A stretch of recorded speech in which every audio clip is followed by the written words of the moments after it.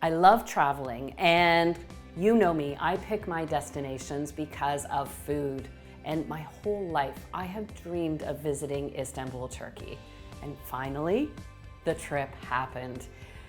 It was incredible. The sights, the sounds, the colors, the aromas, the tastes.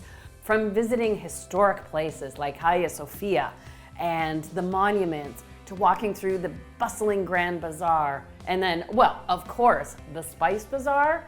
Wow!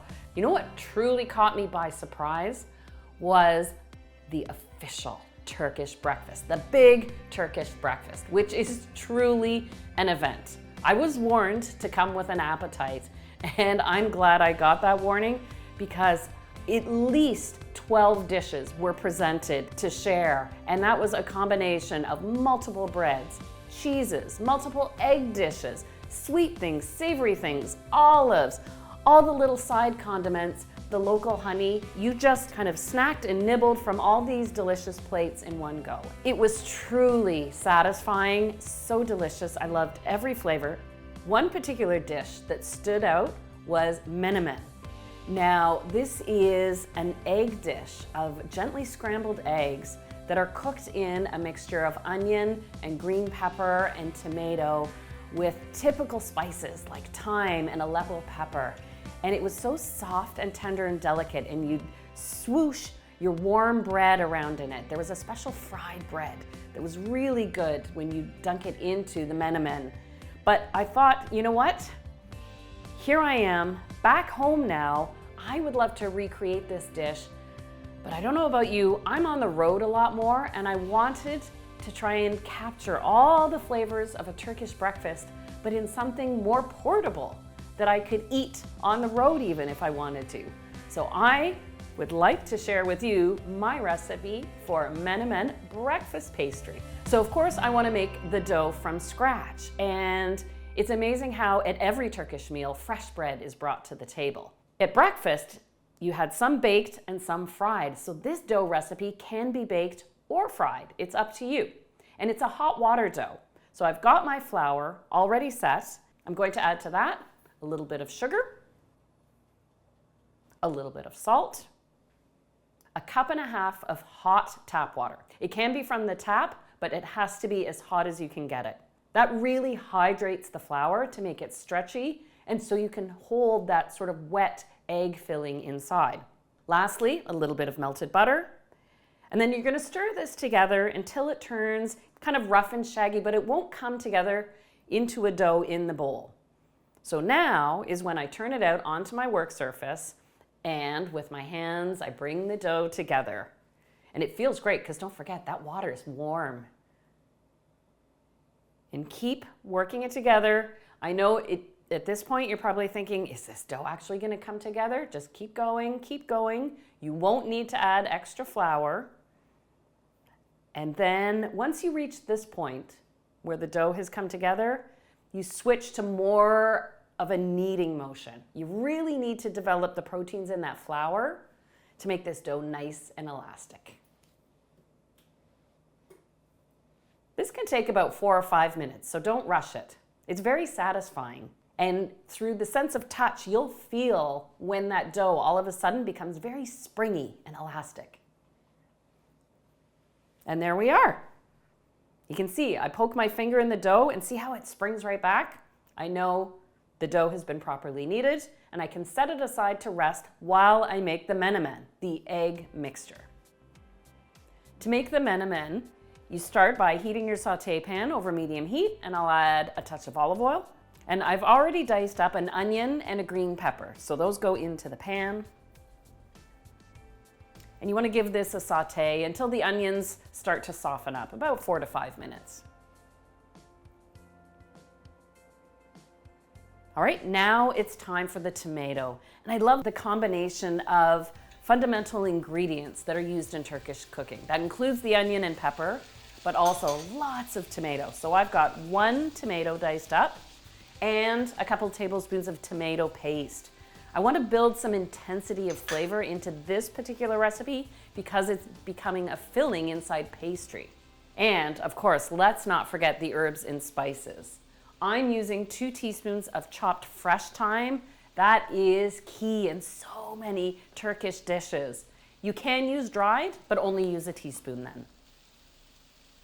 And this is that beautiful, perfumey Aleppo pepper. It's got a sweet fruitiness, but then a little kick of heat at the end, but not too spicy. I'll add some salt and let this simmer away. When we enjoyed the menemen for our Turkish breakfast, it was a little more saucy, so you could swirl your bread around in it. But because I'm using this as a filling, I want to dry this base out a little bit, cook off the excess moisture. You can see now when I stir this around, there's no liquid seeping from the tomatoes. So now I can add the egg. I've got 4 eggs and I'm going to whisk them lightly because menemen is actually a scrambled egg dish. And this just gets poured into the pan. And basically the heat from the tomatoes and other vegetables starts cooking the eggs right away. This only takes a minute or so. And don't over stir at this point. You want to keep some of the egg distinct from the vegetable. So I'm just gently stirring. And there we go. Now, if you wanted to, you could serve this right away, but I'm going to transfer this to a dish so it can cool down while I'm rolling out my pastry. There we go. And while the menemen cools, I can crumble on some cheese. In Turkey, white cheese is the most common cheese. And if you don't have access to it, a good quality softer feta I find works. A cheese that doesn't melt too much, but it softens up when it cooks. So I'm gonna crumble that on top just to soften while the menemen cools. And I can roll the pastry. So I'll divide my dough into half now. 6 I'm going to assemble and bake, and then 6 I will fry. So that way I can show you both techniques and you can decide for yourself which you'd rather make, because I know you're gonna wanna make this. And then I wanna shape them into sort of a rectangle as I'm rolling it. You'll feel the elasticity of the dough as you roll it, and you'll find you don't need a lot of flour as you're rolling. In fact, you want it to stick to your work surface a little bit so that it can really stretch. And that's why you use hot water in this dough recipe, to make it so stretchy. All right, now that I have them all rolled out, I can fill them. You'll want to use 2 or 3 tablespoons of the filling for each.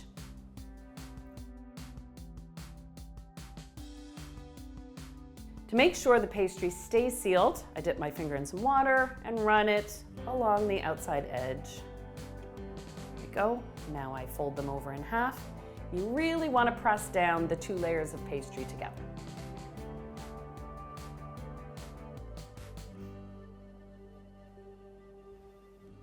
Remember, this isn't a yeast dough, so it's not going to move or change too much, but it will fluff up and almost develop a flakiness to it when it bakes.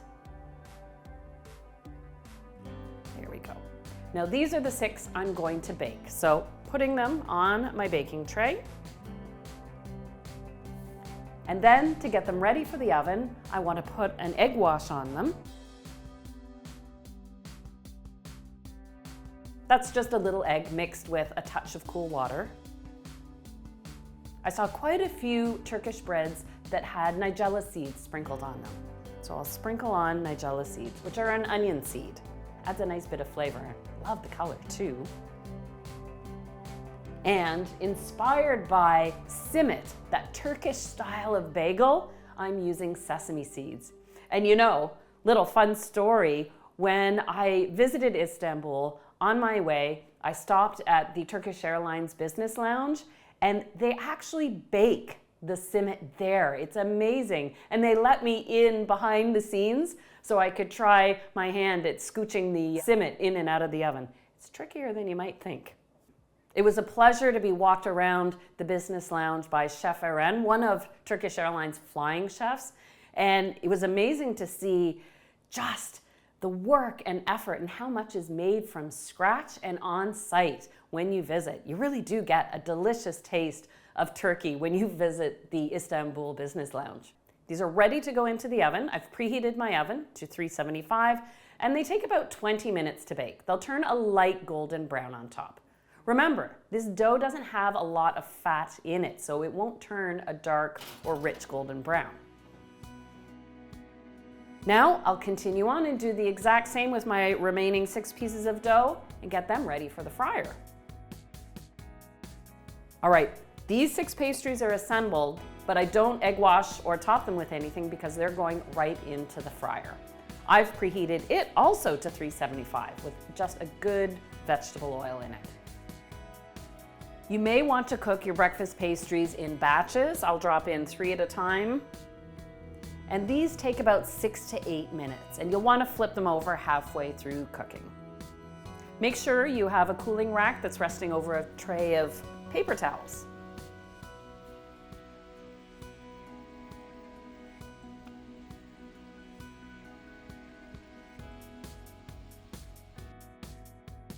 It's amazing how the pastry bubbles up as it cooks in the oil.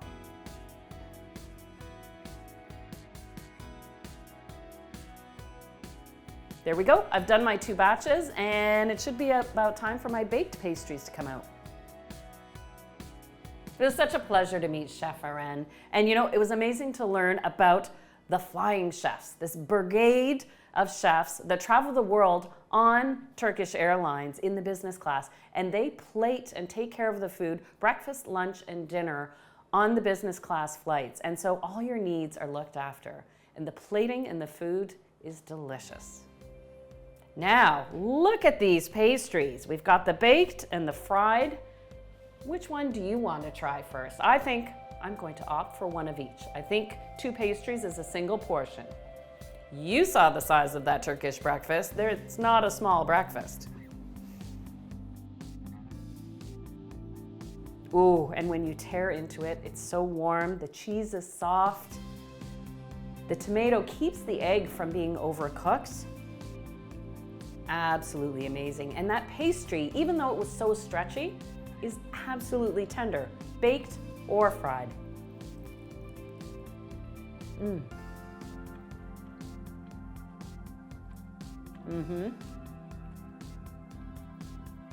That's the flavor of a Turkish breakfast right there. That combination of the vegetables, the tomato, the egg, the fresh bread. Well, until I can get back to Turkey again, my Menemen breakfast pastries are going to have to do so that I can think back on these delicious memories. I hope you'll give this recipe a try and make your own portable Turkish breakfast.